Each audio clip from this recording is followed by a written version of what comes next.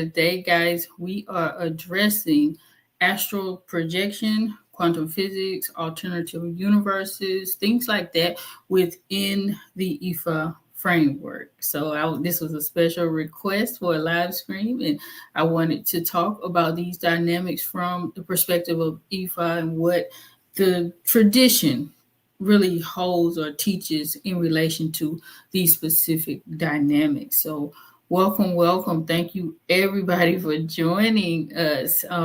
West Adam, Benjamin, I love you. I'm so happy to see you on a live. Aside you, as always, welcome, welcome, and thank you for joining. Thank everybody on whatever platform that you are on. I can't welcome you guys on IG in the same way. So welcome and thank you all for joining. So as always, guys, if you're watching live, feel free to drop your questions in the comment section. But remember that we are only going to focus on the topic at hand. I want to stick to this particular subject matter. If you have questions outside of this particular topic, we may be able to gather them at the end or in a different live stream, depending on the nature of the questions. Alafia, greetings, welcome all. If you're watching the replay of the episode, guys, feel free to go ahead and drop your questions, comments, and let me know, what stood out to you, or anything that you want to discuss further. Also, guys, feel free to let me know what topics that you want to cover moving forward, because I do get some requests here and there, but sometimes I forget to ask you guys during the actual session, what do you want to talk about? So prior to the episode, as always, we did a survey on YouTube, and it was about, have you ever experienced like vivid dreams or astral projection, moments like that, deja vu, etc. And so the results were about 59% said that you have done so on a regular basis with either of these dynamics. 41% of you guys said that you have experienced them a few times. And no one said that they rarely or never experience such situations or phenomena or what have you, which isn't surprising at all to me, because we're dealing with a community of individuals who are heavily into spirituality, for one. So a lot of times people usually come to this space because they've dealt with some really significant phenomena that will say, call them to try to figure out what is actually going on, right? Greetings, everybody who is coming in. Greetings on IG. A few of you guys here on the other platforms, Hidden Beauty. Greetings. Lucky Locks Oracle, Ashe, Namaste, Ashe. All righty, and who else is it? Rochelle Boomy Egg. So Alafia, greetings, my dear. Thank you, as always, for showing up. So let's go ahead and get to the core of it. I'm going to start off with consciousness. I got another one. Okay, that's you, Hidden Beauty. Ashe. So we're going to start with consciousness and Ori, right? So just from there, Ori is our consciousness, our head, right? So there are three aspects of the head, as I've talked about before. The head being your actual physical head, obviously. You have an inner head, which most people think of as the consciousness or the intuition, to put it straightforward in English terminology.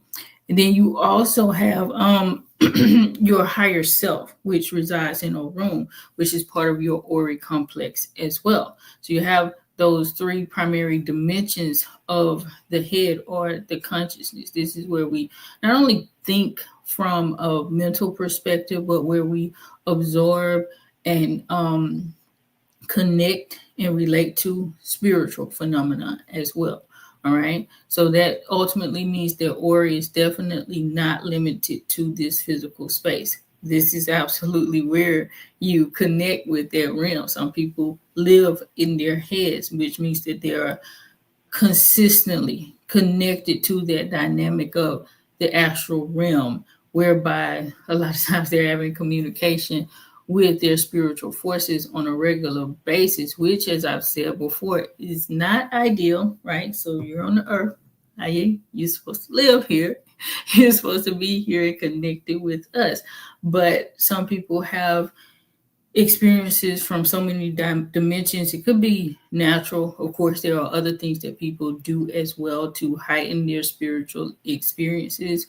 And we're going to get into that as far as like how does Ifa see those types of things and what should you do in terms of that, right?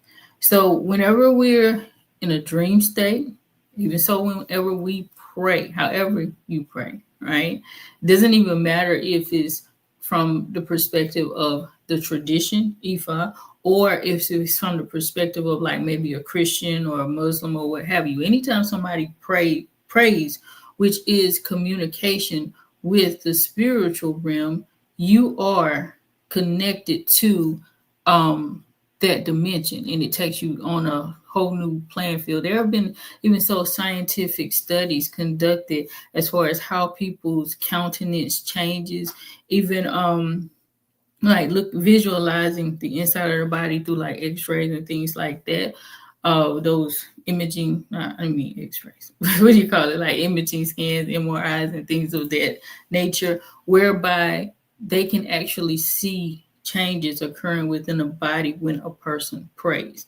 So there's absolutely, I'm not one for like, it's got to be scientifically proven. I really don't believe in that so much, but some people are. So I'm just giving you that as an example.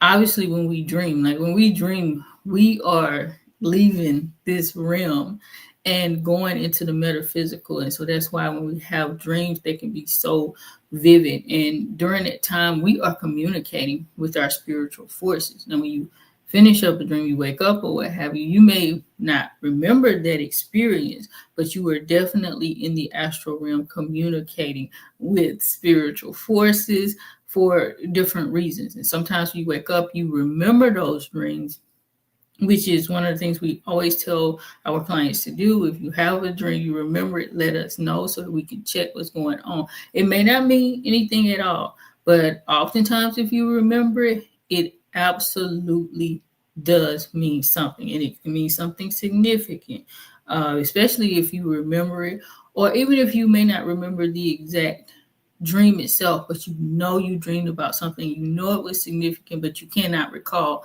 all of the details of it, you still should check, because those are your spiritual guides or what have you, showing you what's going on. Sometimes you're just not meant to remember. They're showing you something that you don't need to know in your waking state at that particular moment, but you will need that information later on, and you'll remember it when you do. So definitely, that's imperative. All right, Alien Black Girl, greetings. Thank you for showing up as always. Let me take a few questions here on IG. So you're saying the below is as of the above, used the higher to affect the lower. Absolutely. As above, so below is a common expression in the metaphysical world, but it's absolutely true. And Ifa teaches this principle as well. We're going to get into that part too. You're saying, do you feel that it's possible that these paranormal experiences can be mistaken as multi-dimensional, but it's actually just a deeper experience from the third dimension? So from an Ifa perspective, we're actually experiencing things that are multifold within the universe, which is tiered, right? So there are higher levels.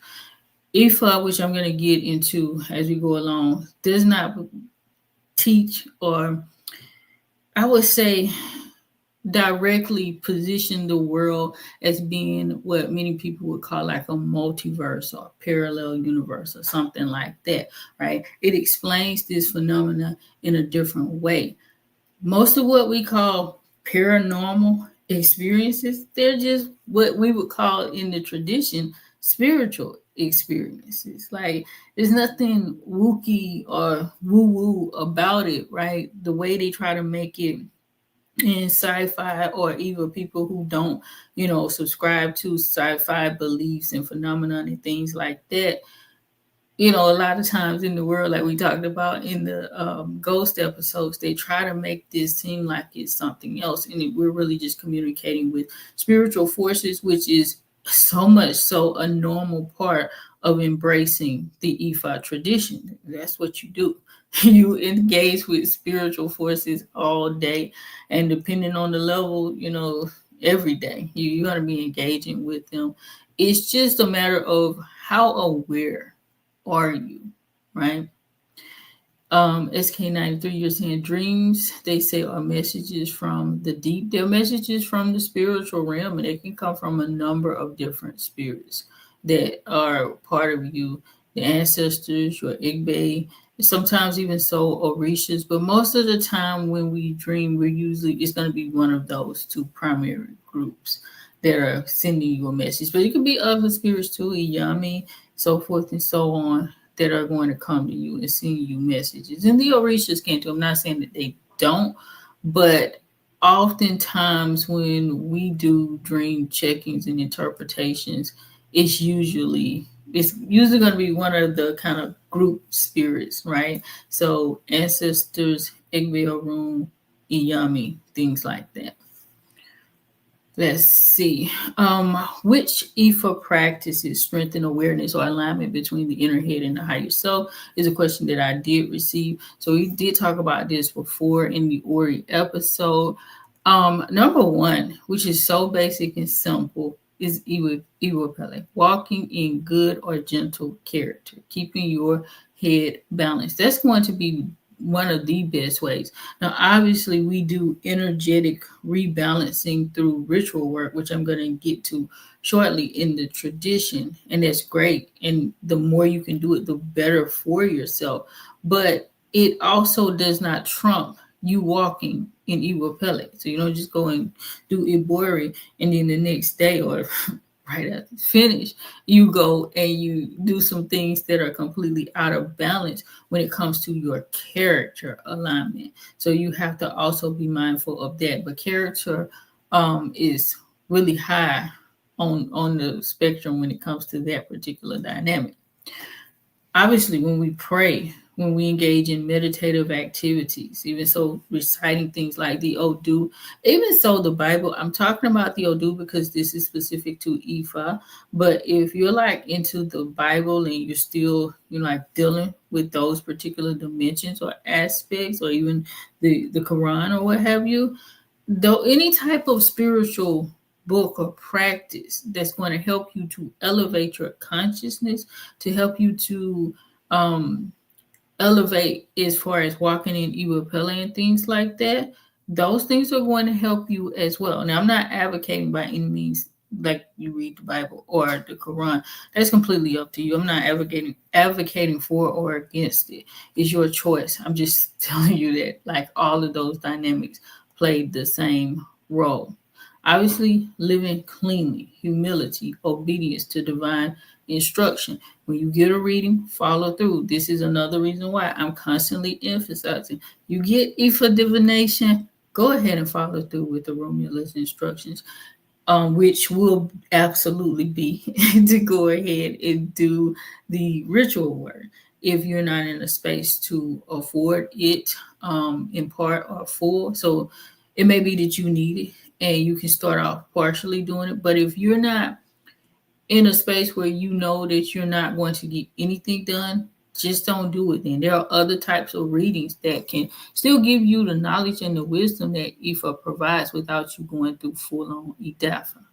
And obviously, the last thing, like I just said before, is going to be Ibori. So that is the head cleansing ritual that's specific to Ori, right? So it's a form of Ebo that's only for Ori. Other types of Ebo, so when you feed other spiritual forces, that also aids in realignment. Specific types of Akoshe, that's spiritual medicine, that can also help you to get that deeper level of alignment and a higher level of consciousness too, depending on what you're using it for. Let me stop and take a few comments and questions on IG. So you're saying, I see what you're saying. Thank you. I'm kind of trying to say, like, someone who may think that they are communicating with something from a room, but are just getting deeper into the metaphysics of IA. I don't know. I mean, the metaphysics mean beyond physical, so it really wouldn't be talking about IA or Earth at that point, in my opinion, unless you're talking about something else. Are you referring to maybe earthbound spirits or what people call like alien forces or things like that? Because even if you're talking about an earthbound spirit, that's still a force that's metaphysical, even if it's still dwelling on the earth. Even so, Iyami are said to dwell on the earth. They oversee the terrestrial plane, right? However, they are still very much so metaphysical beings. Likewise, you have spiritual beings that dwell right here in the earth among us, right? Walking around doing all kind of stuff, especially when you sleep at night. Get you a ring cam and put it outside, or face it rather, outside to your entry or something like that, and you probably will see all kinds of things going on at night.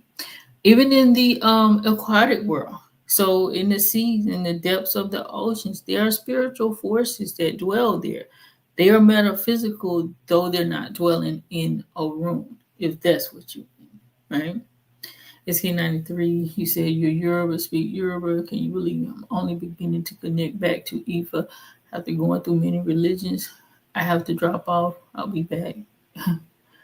Yes, your pronunciation is amazing. Thank you for that part, but my pronunciations are not the best in the world. Even after sitting with Awo or this multiple times and saying, how do you pronounce this word?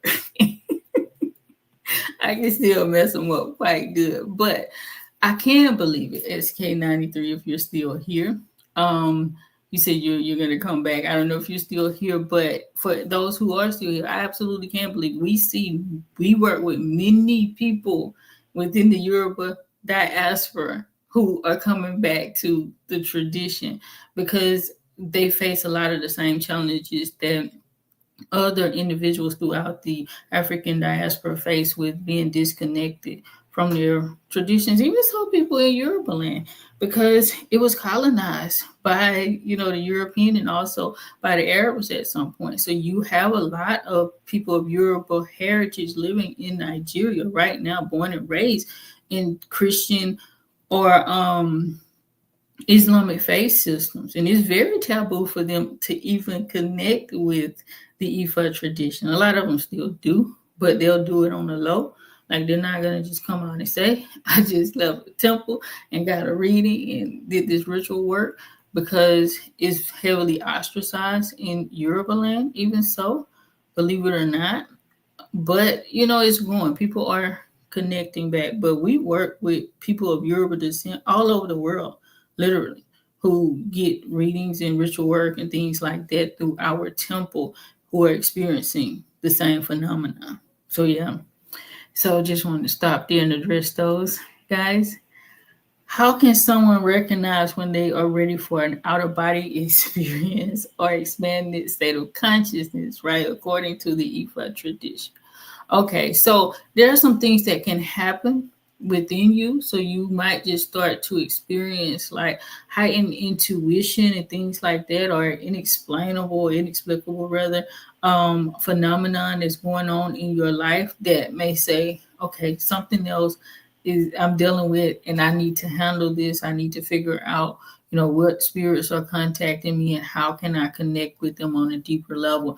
The process of initiation in and of itself is absolutely connecting on a much higher level with spiritual forces and beings without having to do a lot of the psychedelics and things like that people do in, the average, day-to-day life outside of the tradition.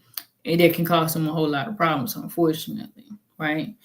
Your dreams may even so become more vivid and messages begin to appear with greater urgency or understanding, especially understanding. Once you start working with the tradition, you'll start to know the signature. of spiritual forces. And when stuff starts to happen in your life, you're like, oh, this is this particular group of spirits or this particular spirit that is trying to get my attention, and you will immediately go in and seek out understanding of that through maybe divination, or if you're one that prefers to just go into meditation or what have you. But traditionally people are going to go in check with their owl. That's just the normal process, right? Because even if you flesh out the message within yourself, you're still going to have to know what to do, because when within Ifa is always going to be some type of ritual. If they want something from you, if they're sending you a message or what have you, it might be to protect you. It may be that they're about to bless you, and you still need to do some type of ritual work in order for you to protect yourself in that particular blessing. So you'll see a lot of things or phenomena just begin to happen. And again, once you especially get initiated, I won't even say that, because I do know some people who are initiated who aren't really strong as far as their intuition and things like that go. I think a lot of that has to do with them not walking in Iwa Pele, of course, because initiation, as I always say, it's not this fanayaka where you just get initiated and everything just changes. You still have to work with that energy and develop yourself and gain an understanding of how it's manifesting in your life, because you may miss out on a lot of clues and a lot of information if you don't know what spirits are trying to communicate with you, right? These signs can demonstrate that your consciousness is expanding, right? That, now that you're leaving your body or what have you, or, you're having some kind of, you may actually have an outer body experience. I won't say that, but it's showing that like something is calling you and you need to pay attention to it. Okay. So let's see.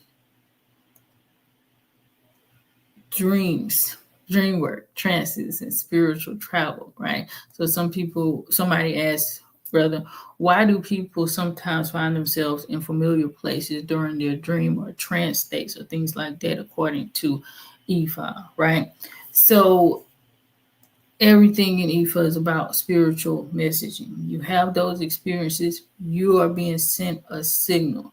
You need to pay attention to it and you need to do something about it, right? Especially if it's like urgent or repetitive or things like that, or the dream was really disturbing or something. That's something you need to truly pay attention to. Do not ignore it, right? Your Ori, all of your spirits, but I'm saying Ori because everything is filtered through Ori. So whatever spirit is sending you a message is going to have to, get through that inner head. And a lot of times you're going to have that communication in so many different ways. The symbols, the memories, certain memories, familiar environments, and things like that help you to ascertain and understand divine messages. So one example too would be like your egg bag, right? If you have a dream about egg bag, they may present in your dream like somebody that you actually know in real life, right? Because it makes it familiar to you, but the dream may be so vivid, so lucid that okay, this is something else, and I need to check on, rather than just saying, oh, it was just a dream. Because we just do not believe in that in African culture and African traditions, that things are just a dream. Like you will always check. If you were born and raised in the tradition, you always just automatically check when you have a dream. How does Ifa distinguish between lucid dreaming, trance, and astral travel, right? So lucid dreaming is considered a state of dreaming whereby you are heavily self-aware. You know that you're in a dream state, even though the circumstances and the situation may seem very, very real. You know that you're there. And that's a normal part of the sleep process. Everybody experiences this at some stage of their sleep journey. So usually when you're first, falling asleep. But if you're deep in sleep, you may be dreaming and you don't know that you're dreaming once you, hit a certain stage. I think it's like REM is when people are typically in that lucid space or what have you. Transpossession. Now, this is a control state if you go into possession on purpose or intentionally, which is done often in the tradition, right? So this is where the possession or the taking over of a spiritual force of your inner head comes through in a controlled state so that you can receive certain energy, certain messages. And usually, because it's a trance, you're going to be receiving messages for other people. So there's an order to this process whereby other people will be around and they will be receiving the messages that are coming through you. A trance is not something that you want to go into or that you should initiate when you're just by yourself, because otherwise it really serves no purpose, right? If you're in a trance, you're not going to necessarily remember what happened.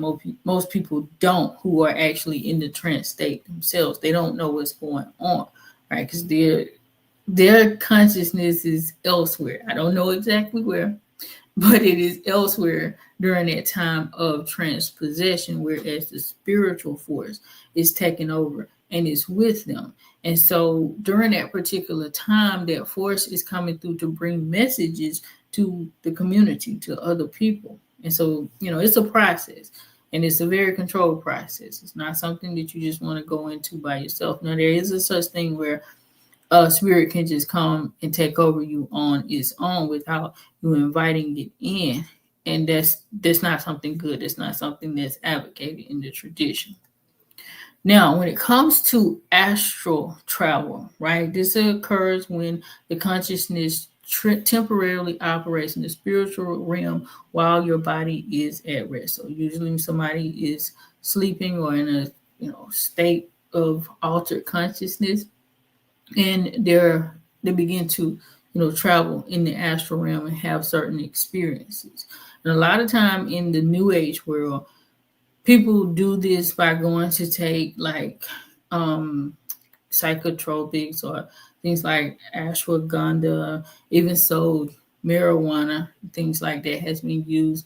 And other cultures have similar herbs or plants to marijuana where they use that to get into an altered state of consciousness, a high, so to speak, so that they can travel in the astral realm and have these connections or what have you, right?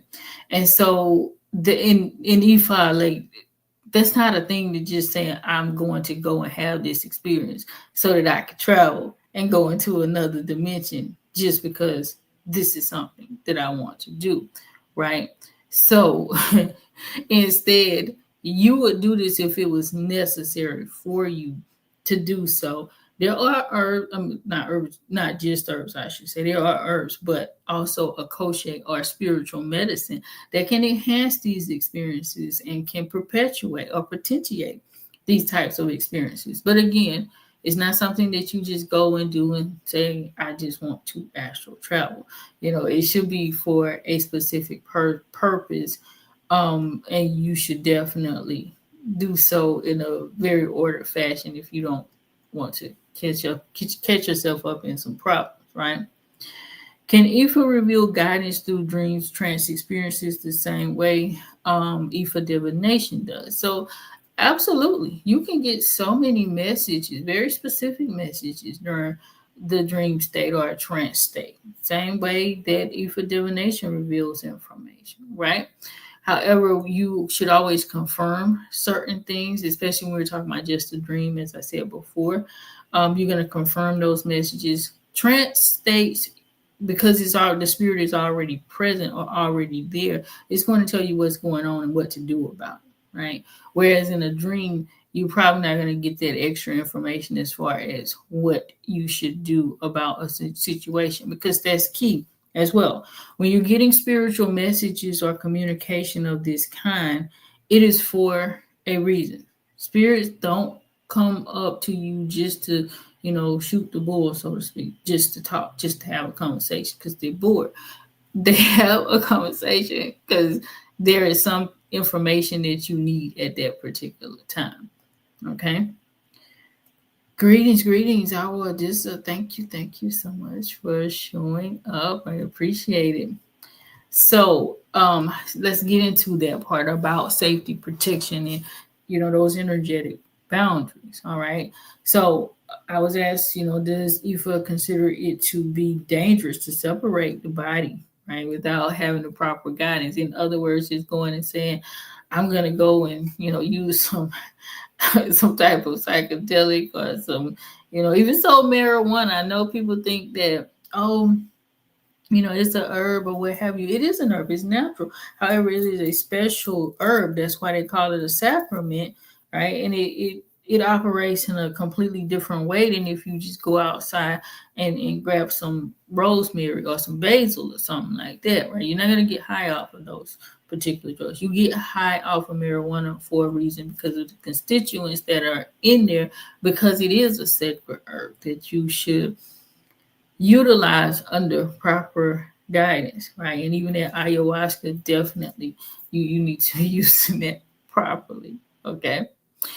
Um, Protection comes through various remedies, right? When it comes to Ifa. So before you decide you want to go and do some type of astral projection or something like that, you definitely want to protect yourself. It could be with rituals, ceremonies, even so the Akoshe, as I mentioned earlier.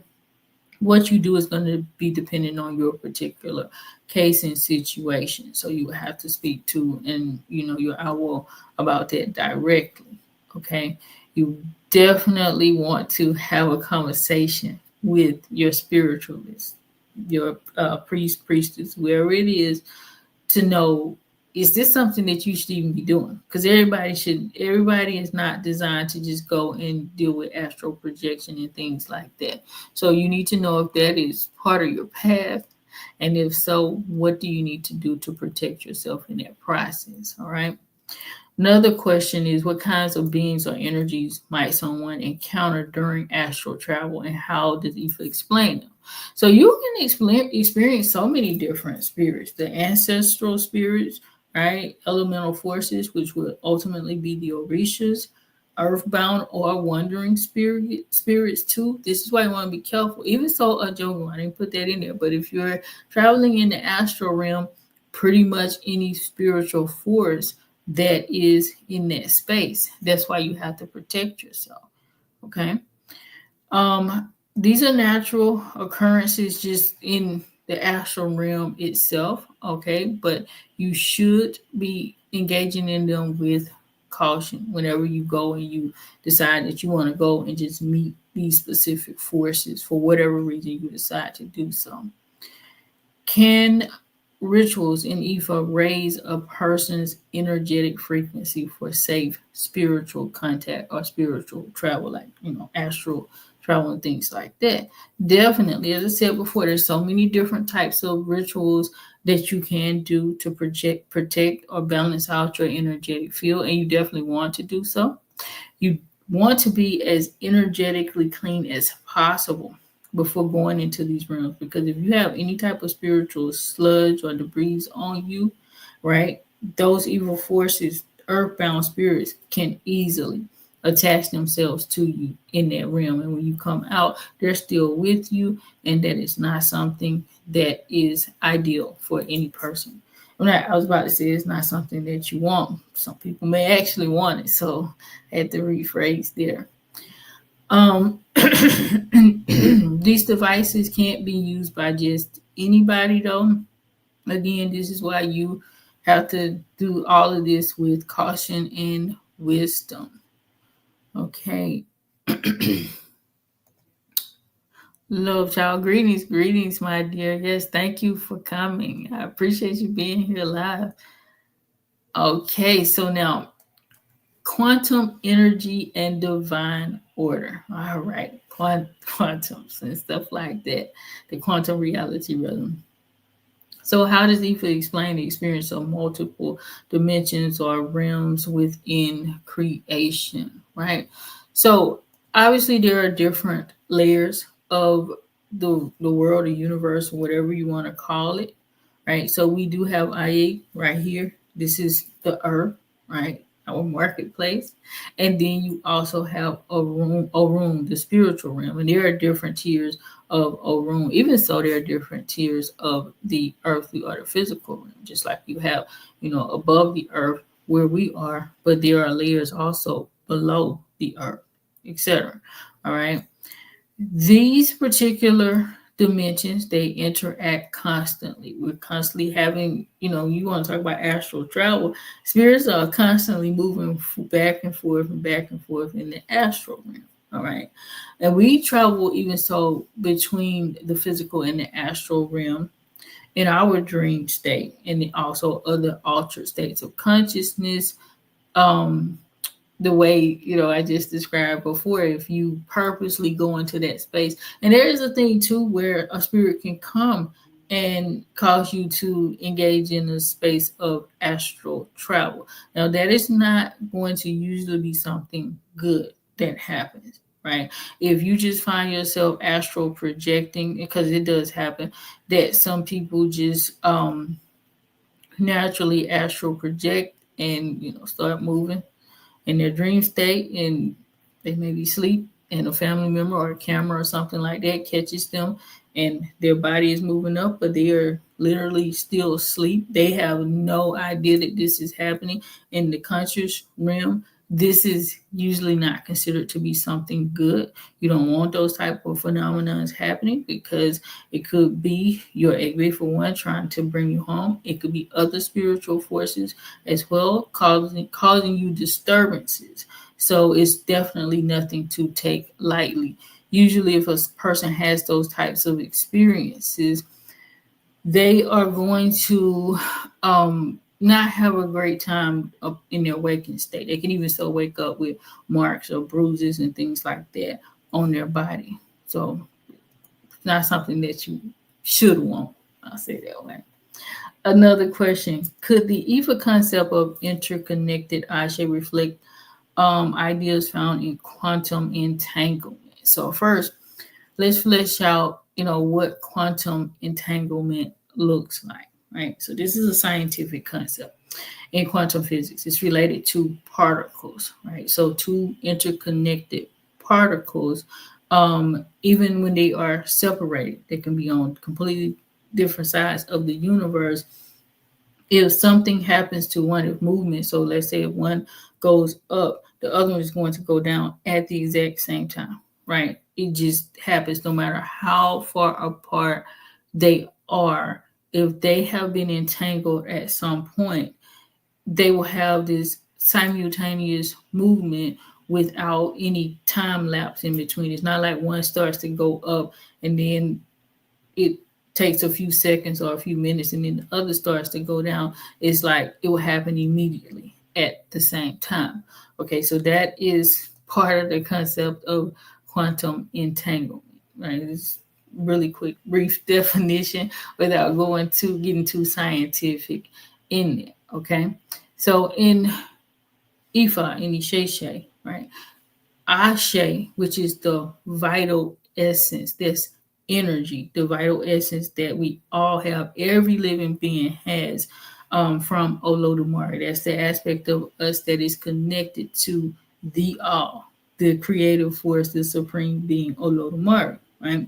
So this Ashe travels through everything that's connected, especially when we're talking about lineage and destiny fulfillment and things like that, because your lineage is so crucial. Your bloodline is so, so very important. This is why, a lot of like the elite, the 1%, if you will, are so embedded in keeping their bloodlines intact. And a lot of people don't understand that reality or why it happens. They understand this principle. I'm not saying that they practice Ifa, but they understand ancient African wisdom.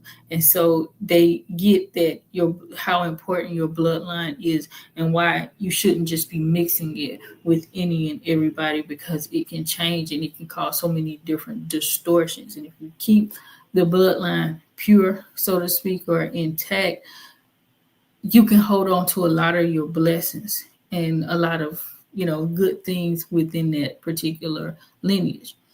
Also, Ashe connects us to anything related to our destiny, right? So you're going to meet certain people. You have met certain people throughout your life who are, you're specifically ordained to meet. You were specifically ordained to meet before you came into the earth, right? Because you're supposed to have certain experiences with these individuals. So their ashe is also connecting you all.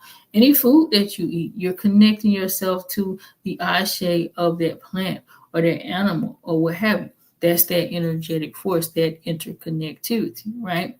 So we can look at this from the perspective of the notion of entanglement, right? When it comes to the scientific perspective, quantum entanglement, we can look at this from the perspective of like an ancestral ritual, right? So if you perform an ancestral ritual for your bloodline, that energy is going to connect to the entire bloodline, not just you. If you're working with the goon, that's the ancestral force, not just one single, your dad's spirit, your mom's spirit, or something like that, but the entire bloodline, the entire ancestral forces or entity, then everybody is impacted by that, right? It's not necessarily the same thing as quantum entanglement because that relates, number one, to particles. But herein, we can kind of think of it in a similar way. It's not the exact same thing, right? Because it's not necessarily an equal opposite reaction. Instead, that energy flows through the entire bloodline, bringing forth healing and restoration and renewal and things like that, all right? It touches both individuals who are still alive in the earth, and it also touches our ancestral forces to help them to heal, to help them to elevate, just like it's helping us to heal and elevate. So this is why we do it. It's a form of reciprocity. Right? Any ritual that you do, but especially when you're taking care of your ancestors, we're helping each other out on both sides. You help them, they help you. You're giving them life force to come down and get closer to you, and you're healing your bloodline every time you engage in these types of ritual work, right? Ancestral elevation work. And again, it's not just for you, it can impact anybody, okay? And so, and you don't get to pick and choose. It's not like, well, I wanted to help my sister, but I don't want it to help my brother because I don't like him or what have you, right? It's going to impact the entire bloodline, which is actually a good thing. And it might bring some healing to even those dynamics if there is some contention there for whatever reason.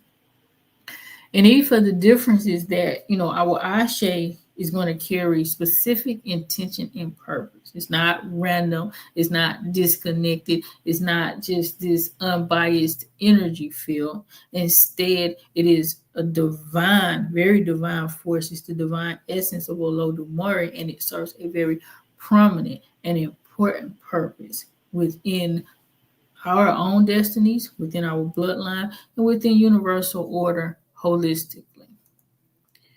Another question is, how does destiny in Ifa compare with the scientific theory that every choice creates a new reality?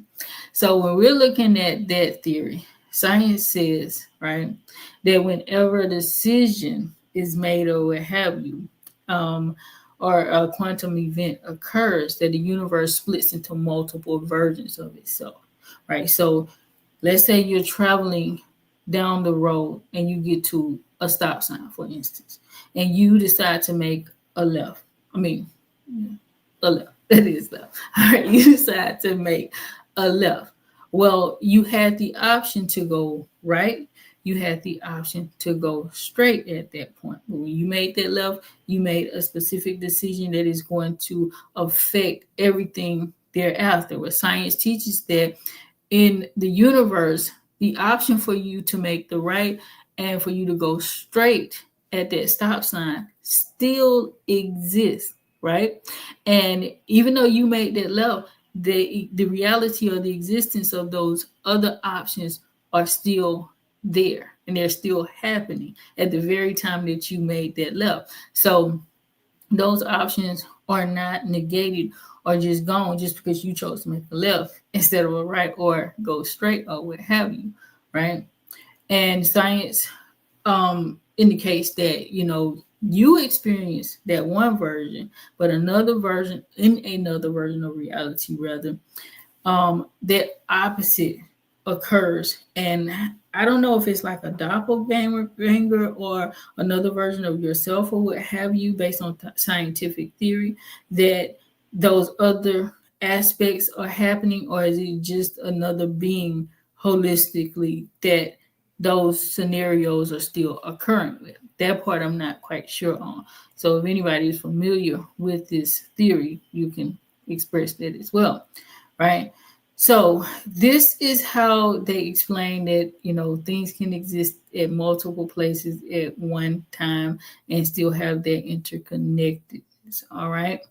So instead of them saying that, that one option disappears, the theory basically holds that all options continue, each in its own branch of reality. So they continue to occur. In the tradition, however, Ifa teaches rather, that each person chooses their destiny before they come into the earth, right? Every choice that we make, because we have free will, every single choice that we make determines how our destiny manifests.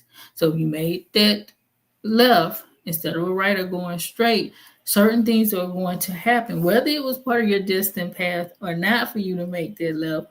You just enacted a certain set of motion that can change the trajectory of your life for good or bad, right? I mean, I won't necessarily say it will be indifferent, because it won't be indifferent. It's going to either benefit you or not benefit you in some way, right? Even if it's just, hey, you took the left and you got to the destination that you were trying to go to without having an accident or something like that. It still served a beneficial purpose. It served an intentional purpose for you, right? So within your destined path, all expressions are possible, right? Even though we talk about destiny all the time in Ifa, because that's what Ifa divination is all about. It's about your destined path. When you get an Ifa reading, the Odu that comes forth, everything that you get back is revealing something about your destiny. It could tell you, like where you're supposed to be and what you were meant to do. Now, this is not, when you get a regular Ifa reading, this is not Ifa initiation where you getting your personal Odu. Instead, it's the Odu that applies to your situation or circumstances at that given point in time, right? So you may get information about, what you were meant to do when you came into this life, what you should be doing now, what you should avoid, things that you should be engaging in order to perpetuate your destiny, etc., etc. Warnings, taboos, so many different things can come out of an Ifa reading. As I'm talking like a million things, because I see readings all the time. So a million different scenarios are just popping up as I speak about this, because I'm seeing so many different, thresholds that people encounter on a daily basis or on just a regular basis or what have you. So yes, but Ifa doesn't teach that opposite destinies exist in separate dimensions. So it's not like in Ifa you make that left, and so now there's another part of you that made that right, and they're experiencing a different destiny than you are experiencing. Instead, it says that all potential outcomes already exist within the same divine order, right? You don't have like this other version of you living elsewhere in the universe where they're going to experience this completely opposite life as you. Sort of reminds me of that movie Us, if anybody saw it. What's his name? Peel? Last name Peel, I can't remember. He did the movie, right? And so in the movie, it showed this particular dynamic of how the young lady had this. She had a phenomenal encounter before when she was young, right? She was at the fair. She went down in the little what do you call it, mirror playhouse or what have you, and she met her doppelganger, so to speak, right? And then she got switched up with it. And so she wasn't living the life that she was supposed to be living. Her doppelganger was living that life on Earth, but she was living the opposite experience below the Earth. She wasn't in heaven, she was below the Earth. And so everything that was going on with the doppelganger that was on the Earth, and the doppelganger was experiencing this beautiful, really nice life, whereas she was experiencing the opposite reality or what have you. This is not something that is taught according to the tradition. Now, this is definitely in, scientific theory, even in sci-fi to a high level, etc. Just like with the movie I just discussed, and there's so many other ones that relate to that dimension. But instead, you chose a destiny. When you come to Earth, you have free will. Even after you get a reading, you have free will. If Ifa says does this, you have the choice to say, I don't want to do this. Now, obviously, you will likely experience the consequences from not doing that, which are probably not going to be great.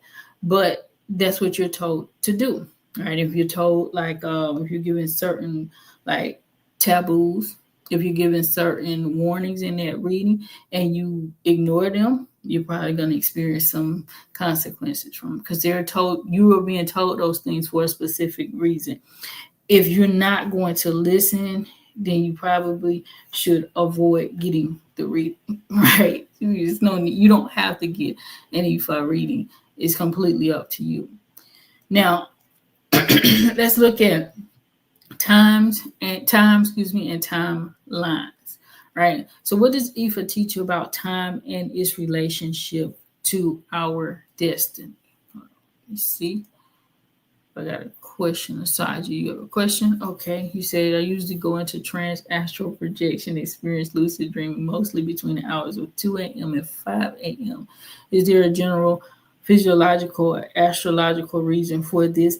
Now, I've heard many people say that that's the time where the veil is thinner.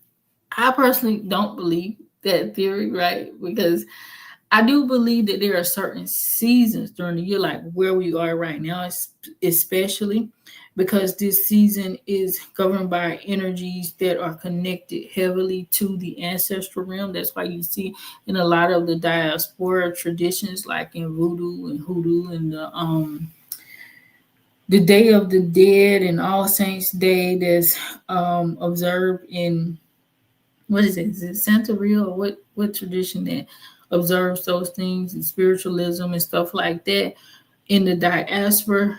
That happens because during this season of the year, we do have a whole lot more ancestral energy available to us. And some people say the same thing, like it's particularly at 4 a.m. That's when the veil is supposed to be thinner. That's not part of my belief system. It could just be something too personal to you, because the same way like you're experiencing that between that time frame, somebody else may be experiencing a very similar phenomenon on a regular basis. Let's say between 12 a.m. and 2 a.m. right? Because we're all individuals, and we have our own individual destinies, and that just may be the time where your spirits say, hey, it's time to have this conversation. It's time for us to go deeper and to connect. And maybe that's because you are wound down much more, and they can connect with you because you're not distracted by the things in day-to-day life. And this too, when we dream, when we sleep, we're not distracted by our conscious state to the point where we can actually receive a whole lot more information from the spiritual realm. So, and thank you for that question. We're going to go back to it. What does Ifa teach you about time and its relationship to our destiny? Right. So, in the tradition, we understand time as cyclical, right? It moves in seasons and cycles. It's not linear in the same way we are taught in the Western world. You got past, present, and future, and that's it, right? No, right? Instead, each season, each event, lifetimes bring a chance for us to continuously realign. That's why you may see yourself going through certain patterns over and over and over again, because that's actually, hello to Mari, your spiritual team, giving you an opportunity to correct those things. So if you do find yourself in really repetitive situations, or you keep meeting the same person, meaning like an individual with the same personality over and over again, whether it's in a romantic or a platonic connection, you're meeting this same connection over and over again because it's something that you need to do to realign with that particular energy. You see this a lot, of course, in romantic relationships, even generationally, right? If one person, I'll give an example here with like, you see this a lot in like abusive connections. So, the parents or the grandparents or whoever may have been in a very abusive relationship. The next generation over, they go through the same dynamic, and the next generation over, and it just keeps perpetuating itself until somebody in their family line finally comes through and says, I'm not going to deal with this anymore. And so they make decisions, whether it's excuse me, through IFA or a whole nother system or a whole nother process of reasoning, that they are not going to go through that. Same thing with poverty or even the good stuff. So I shouldn't just say the negative stuff, but even like blessings, right? So you'll see generational blessings from bloodline to bloodline to bloodline, where you're continuously passing on high levels of wealth, generational wealth. And that's also part of that dynamic. But in terms of this, you're going to keep seeing like the repetitive lessons from a negative aspect, because you're being prompted to realign yourself with those particular dynamics, right? So, you want to pay attention to it when it comes to time, because it's all about the seasons, right? You might find yourself even from workplace to workplace. And I've seen this with people before where they're like, they hate their job, so to speak. It's like, I'm gonna leave my job. I'm getting a new job or what have you. And it's not even about money or finances. It's just, they hate their job. I work in a toxic environment. I have this, and that. And what happens? They go to a new job. At first, it may be okay. And then the next thing you know, they're complaining about the same dynamics that they had at the previous job. And so what do? I'm going to get another job because these people are toxic. And then they go to the next job. And what happens?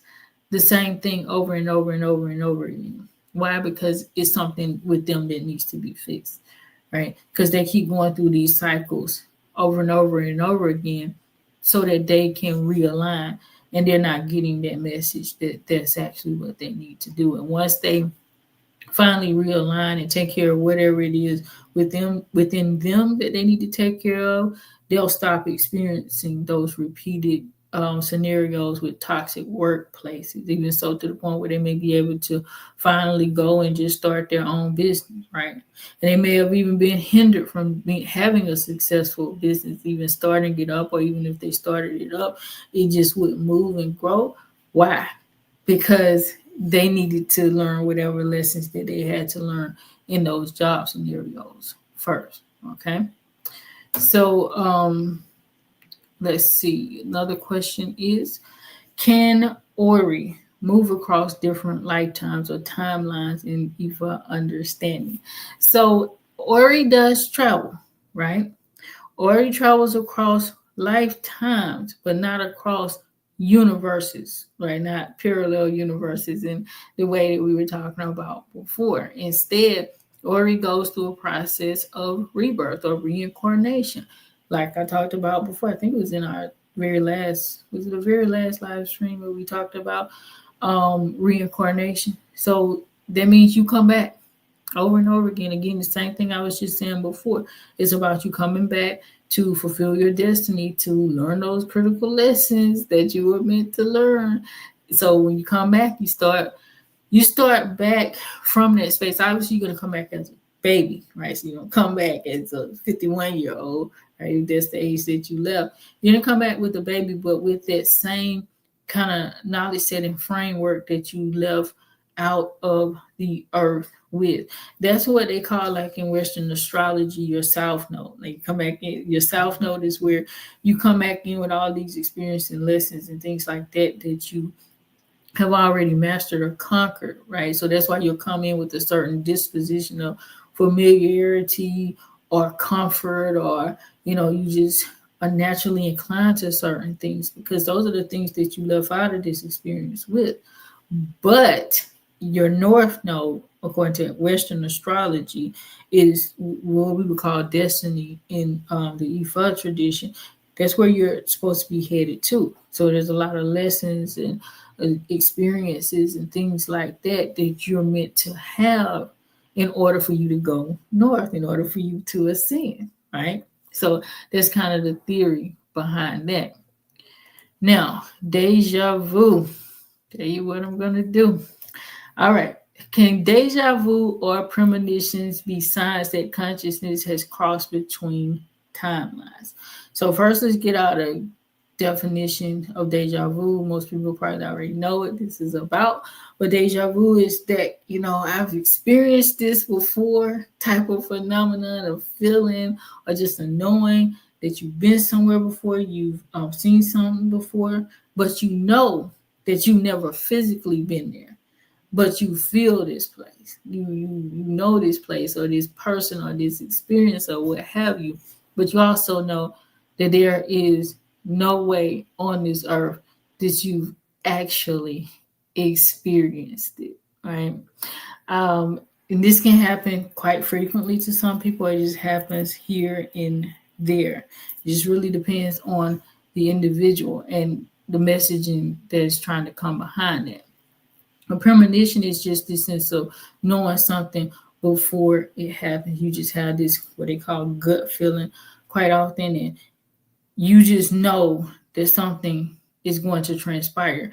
It could be that something very, very specific, like you have all the detail, you can see it. It may be in your mind's eye, it may be a vision. You may see it in your sleep because it can come in different ways. And you may see the event exactly as it transpires, right, in your premonition. And then maybe a couple of days, weeks, months, even years could go by, and then that particular event or happening unfolds exactly as you saw it. Or it could be just kind of a vague knowing, like something is about to happen. I don't know what it is, but something is about to go down. And you may know the orientation of that something. So it could be from a perspective of, is something bad about to happen? You just have this ominous feeling like, something is not good. Something is not right. Though you can't quite put your finger on it, right? Or it could be in the opposite position or orientation. If something good is about to happen, you're about to really be blessed, or somebody around you is about to really and truly be blessed. And it comes in that orientation. So you know what's, going on, and it manifests, So yeah, it can and it does happen. Absolutely. Oshun Tempe, you said this is so helpful, Ashe. Thank you so much, teacher. You are so welcome. Thank you for joining us. Thank you. So yes, so in Ifa, both of these phenomena are understood as forms of spiritual communication. They're not coincidence. Nothing is a coincidence in the tradition. That's why I keep harping on, like, especially when you have a dream, guys, check it out. Check it out. Check it out. Don't just let it go like, oh, it was just a dream. If you remember it, even if you don't remember the full-on dream, but you know you had a dream that was significant, or even a premonition, or something like that, or if you're experiencing deja vu or something like that, check it out, okay?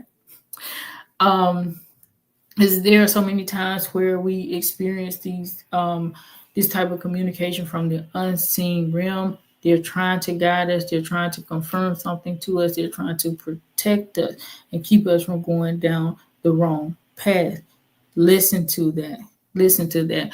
Even talking about this reminds me of a video I saw not too long ago about a young lady who was in Thailand. She had traveled to Thailand, and she said even at the beginning of the video, like she had a feeling that she shouldn't go. Someone was telling her not to go. She went anyway because she loved to travel, and she ended up going blind. Long story short, from drinking. It was some kind of alcoholic drink that she was served at a bar, but it wasn't real all pure alcohol, because there's some kind of laws or what have you in Thailand to where it makes it very expensive for the local bar owners to afford alcohol. So they dilute it. They'll give a little bit of the alcohol and they put something else in it. I forget what the chemical is that mimics alcohol, but it's very, very, very toxic. And it actually has killed a lot of people. And so she, did that. She had it at the bar that night. Next day she got up, she left Thailand, went to Australia, Australia rather.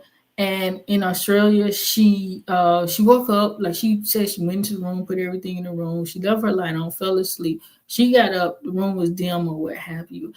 And she remember leaving the light on, and she just thought, somebody must have turned the light off or what have you. So she gets up, go about her business. She still, it's dim to her, but she's a little bit disoriented or whatever. She starts not feeling well. She got sick or something to her stomach, to the point where she ended up leaving, going to the front desk and asking somebody to, help her to get medical care. And then in that process, she'd asked, they had sent somebody back to her room to get her wallet for her. And when they brought her a wallet, the color wasn't there. And she knew she had like a bright color wallet. It was her wallet, but she's looking at the wallet and the colors of her wallet weren't showing up like, bright and vivid like they actually were, like it actually was rather. And so she knew then something was off. She gets to the hospital or what have you, and they realize that she has this substance in her system. And somebody, guys, if you know what I'm talking about, if you saw this story or what have you, it was just out a few weeks ago. The chemical, because I don't know what it is. I can't remember the name of the chemical that she was given. So anyway, she they had to take her through this process. Yes, she had to take in a large amount of alcohol in order to dilute that chemical out of her system. They were just going back and forth. And the doctors really didn't know a whole lot about it because most people died when they got this particular chemical. And it's something that's common in Thailand. So this particular situation happens. And so she did survive it, but then she is pretty much like blind. She says that her visual field, it looks just like static, right? And I'm telling you all that because as soon as she said in the beginning, she was like, something inside of me said, don't go, do not go to Thailand. But she went anyway. And now she's blinded for the rest of her life. And she's a fairly young lady, right? I want to say maybe in her late 20s, early 30s, somewhere in there.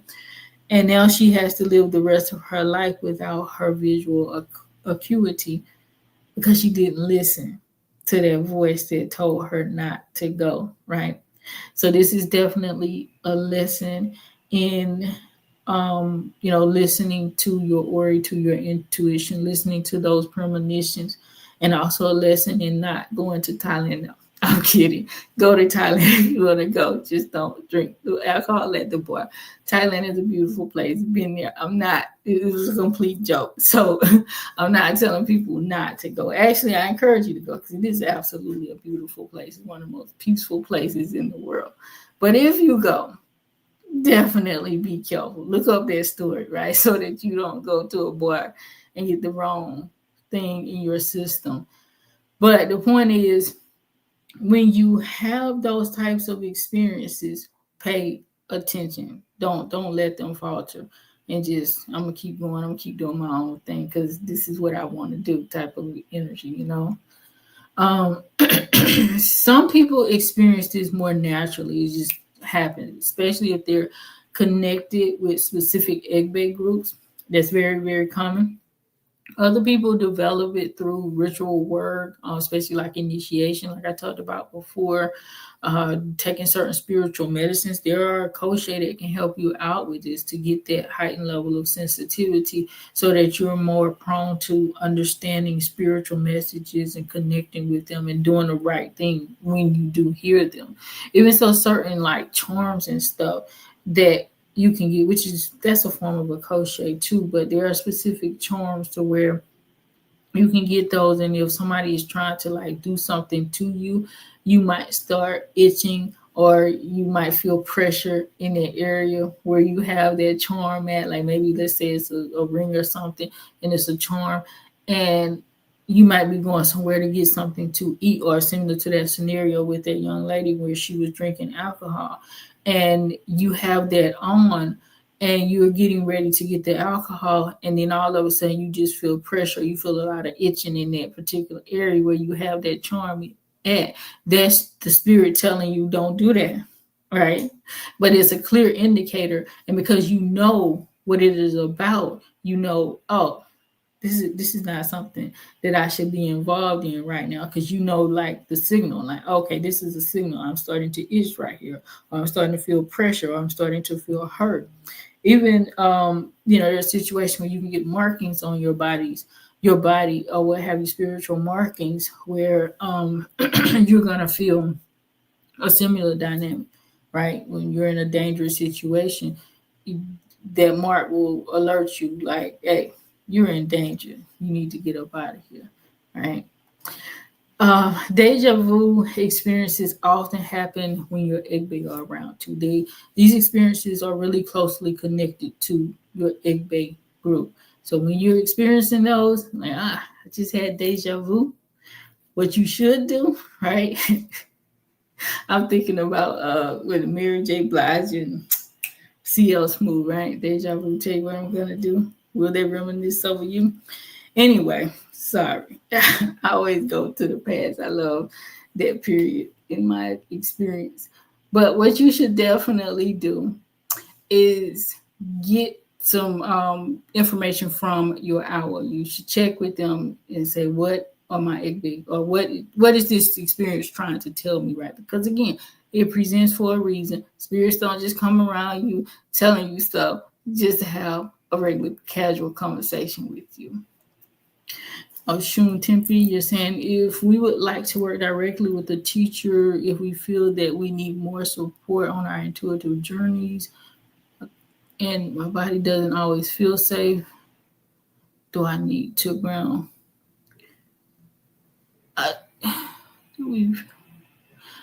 I don't understand the question. I'm not quite getting what you're asking me. Are you asking me, should you check with your owl if you feel like you want to work with the teacher? Can you clarify that for me? Okay. You're saying your body doesn't always feel safe.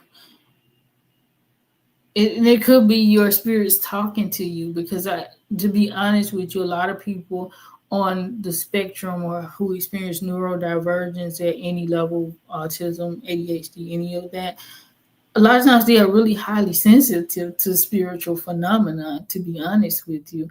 So it may be that, you're getting spiritual communication, but you don't think that's what it is, especially if you're feeling like sensory input at a high level. You're probably actually experiencing high level spiritual phenomena. Okay. Pay attention to those messages, as I said before. Check with your owl. I talked about that. Sometimes you might have to do a special ritual. It just depends on the scenario or what have you. Okay, so you said, I don't know. I have an owl. If an owl is a babalawo, that's an Ifa priest. Sorry about that. I'm assuming I need a teacher to guide me. I like learning. Okay, yes, a babalawo is an Ifa priest who does divinations, consultations, divinations being spiritual readings, ritual work, conducts initiation ceremonies. They can put together a crochet, just like I was talking about, whether it be like powder remedies, spiritual soaps, amulets, charms, etc. They can do all of those different things.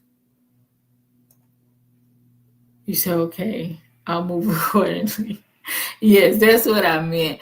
I always just shorthand it. That's just me normally. I rarely say babalawo or Ianifa is the full word. Like, it's just common in Nigeria for them to say owl, because babalawo is father of mystery. So, like, there's somebody who has knowledge of the mysteries. In the Western world, people often say baba. They call a babalawo a baba. The reason that's not done in Yoruba land is because Baba is actually the term that most people use for dad, right? It's a common term.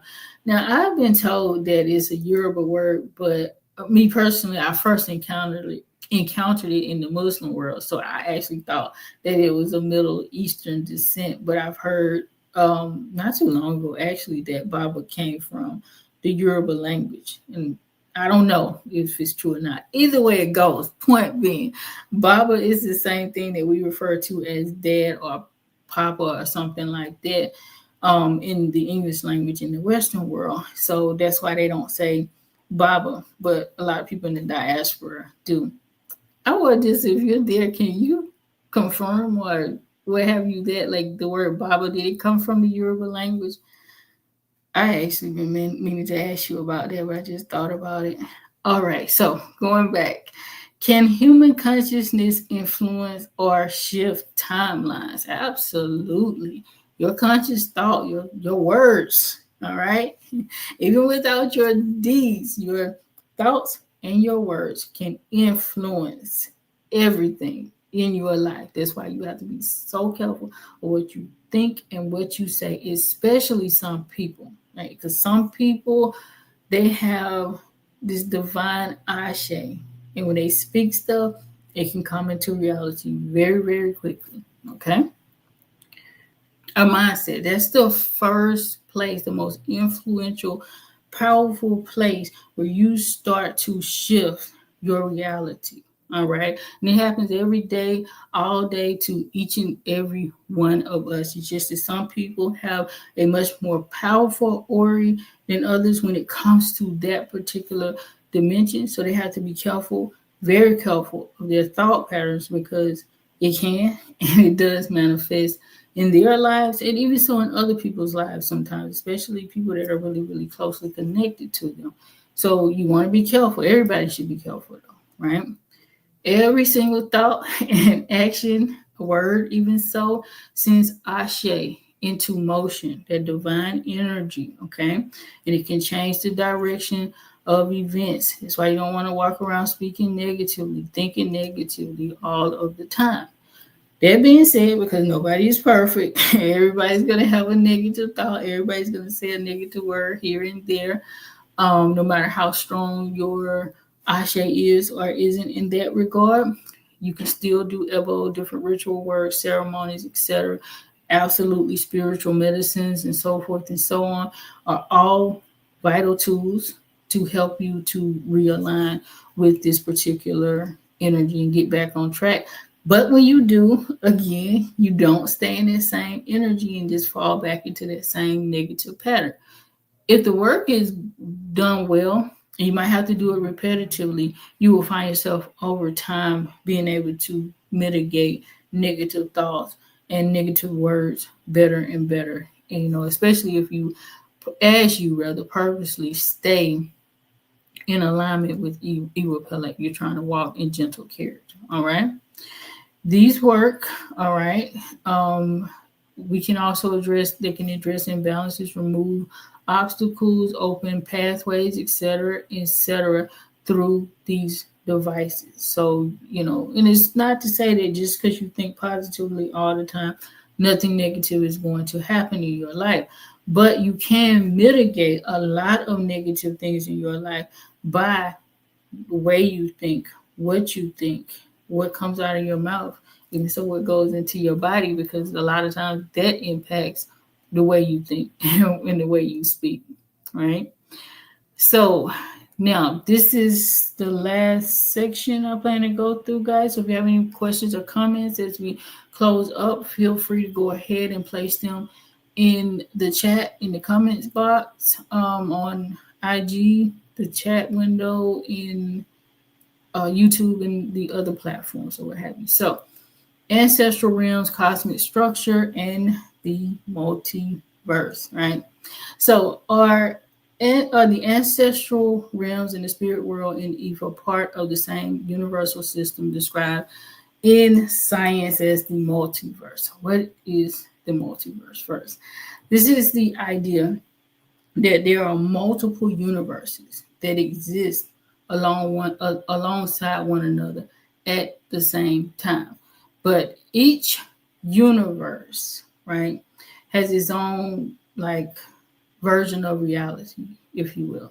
Physical laws and things like that, spiritual laws, etc. Even so, alternative versions of people and events and things like that. So it basically makes use of that theory that we were talking about before with quantum entanglement, that, there are so many multiple realities that exist at once. All right. But these universes don't necessarily interact with each other. Okay. Within the Yoruba worldview, as I've said before, we are dealing with the physical realm and the heavenly realm, Aye and òrun. Okay. Òrun, heaven, has many levels to it, yes, many dimensions to it, to the atmospheric realm, if you will. There are spirits that dwell in the lower tiers, and there are spirits that dwell in the in-between realms and even the highest realms, right? But they're all part of the same universal order. These are not different universe, all right? They're not separate, but instead interconnected spaces within one divine system, all governed by Olodumare, all right? So this concept of a multiverse, right, and Ifa cosmology describe multiple realities. They do differ in the purpose and the structure of how they exist based on that particular aspect. It's not like we're just dealing with all these different universes at one time, and things are going on over here and over here. The concept in Ephesus is just there's one divine order with multiple layers or tiers to it. Okay, do Ifa supposed to be does excuse me, does Ifa contain teachings that suggest the presence of parallel or unseen worlds? So parallel worlds or universes are similar to the multiverse, but it's a little bit different. So a parallel world is an alternative version of our universe, right, within a multiverse. So you can kind of think of it like this, like a multiverse would be like malls, like you have multiple malls like all over the place, right? All over America, whatever country you're in. And within each of those malls, you have like a Gap store, right? A Gap store. And so the multiverses would be like all of the different malls with their own ecosystems, and they have some of the same stores, but some of the stores are not the same. Could be very, very unique, but there are different laws and policies and guidelines and so forth and so on that regulate each of the malls. But the parallel universe can be thought of more like the gap that's within that mall, right? So any Gap store, any Gap franchise, it has the same base policies, rules, and so forth and so on. They're going to look very much so similar, not the exact same, but typically they're going to be structured very much so similar. So even no matter which Gap you go to, you are likely going to be able to navigate it pretty easily wherever you are, just because of the structure, the layout is going to have the same branding, the same logo, color scheme, et cetera, right, at the Gap. Whereas, each of the malls can look very, very tremendously different from each other. So the only difference in the Gap, well, I won't say the only, but the primary difference in the Gap is that you're going to have different people working at each of the different Gaps, but they'll share a similar culture, especially if they've been working there long enough. So they're going to get kind of baked into that Gap culture or what have you. And that's kind of what the what you can think of similar to a parallel universe versus a multiverse. So a parallel universe would exist within a multiverse. All right. So it might look similar, right? But they're going to follow different events, outcomes, so forth. That's the parallel universe I just described here, right? These universes are thought to exist side by side. We're talking about a parallel universe. So people in one usually cannot perceive or interact with the other realm. So in Ifa, there's no such thing as what we would consider like a parallel universe for the most part from a scientific perspective. Instead, the tradition basically outlines the unseen realms that function alongside the physical world. So they're parallel in the sense that what happens above happens beneath, but it's still the same universe. It's not separate universes. And we are connected. We are definitively connected with those spiritual forces. So, like I said before, You have Ori here with you, your physical head, your inner head. You have Ori, your higher self, in òrun, right? Likewise, you have the ancestral forces, which also hold an ancestral Ori as well. The ancestral Ori connects all of the people in that same bloodline together. So you connected to them. Same thing with your Egbe group, right? So your Egbe group, you're connected with them. And of course, we're all universally connected with the elemental forces, the Orishas or whatnot. So that connection exists, and we work hard to keep maintaining and make sure that those connections are strong. So we're not talking about like this parallel universe where there's a different reality that sits over here that's similar to this one, but they're not connected at all. Instead, Ifa teaches that there is a high level of interconnectivity and that we should consistently work to ensure balance within that connectivity so that we can fulfill our destiny. All right.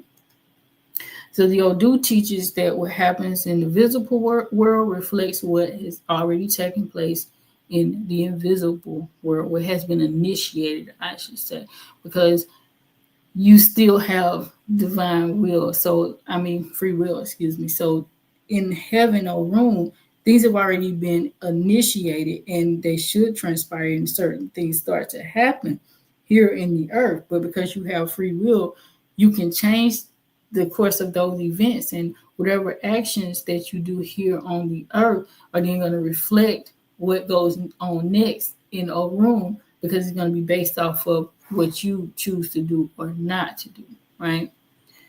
Let me get a few comments right here. 222 back on my path. Thank you for clarifying this today. I really needed it for some transmuter type. Okay, you're very, very welcome, my dear. Alrighty, so that is, basically the gist of those particular dynamics when it comes to like the alternative universes, the parallel universes, so forth and so on. I do have a few Odu verses for you guys to kind of wrap everything else up, wrap it all up together rather. Make sure you guys leave any comments, questions, concerns as we close up. So we do have Agunda Meji teaches that, and I know I got that wrong, but I'm talking to our Adisa here. It teaches that òrun, the unseen realm, and Aye, the physical world, are two connected parts of one reality. Just like I said before, what happens on the earth begins first in òrun, and actions in Aye send energy back to òrun. Iriti Meji teaches that humans have both a physical body, spiritual counterpart, right? Like I've been talking about throughout the live stream, right? That travels and it works in the unseen realm. We have Ofun Meji that reminds us that the actions made in, the earth or the Aye awaken the corresponding movements in òrun, showing that no event exists in isolation. All right. So therein, Ifa is not teaching the concept of parallel worlds or universes or something like that as disconnected entities. Instead, it teaches us that Aye and òrun, earth and heaven, are parallel dimensions of the same creative force or entity. All right. So this is one of the reasons why divination works so perfectly, right? Because understanding the signs in one existence leads us to the knowledge of what's going on in the other dimension, and we can use that information in order to help us to achieve and fulfill our destiny. So that's all I have for you guys today. If you're looking for any type of transformation, you're ready to explore more, please visit us at Asanee44.com. We do Ifa divination, consultation, mentorship, courses, and so much more. So the next live stream, 2 weeks from today, 11/17. I hope I put the date right there because I looked at it quickly before I put my notes up. We're going to talk about the phenomenon of suicide because I've been getting a lot of questions about that. Ifa teachings on suicide from a space of suicidal ideations to somebody actually, committing the act, what happens to them, so forth and so on. So I will, put out a CTA to get some of your questions related to suicide then. Guys, make sure you send me any queries or topics or what have you that you would like for me to cover in a live, and we'll try to definitely get those out as well. Alrighty, Asaju, thank you so much. Thank you for coming. Thank you. Anybody else? Okay, no more questions on either platform. Beautiful. So I am grateful that this was helpful. I hope it was helpful to everyone. So I'm going to go ahead and close out, guys. Ashe. Please have a very blessed and beautiful day and beyond.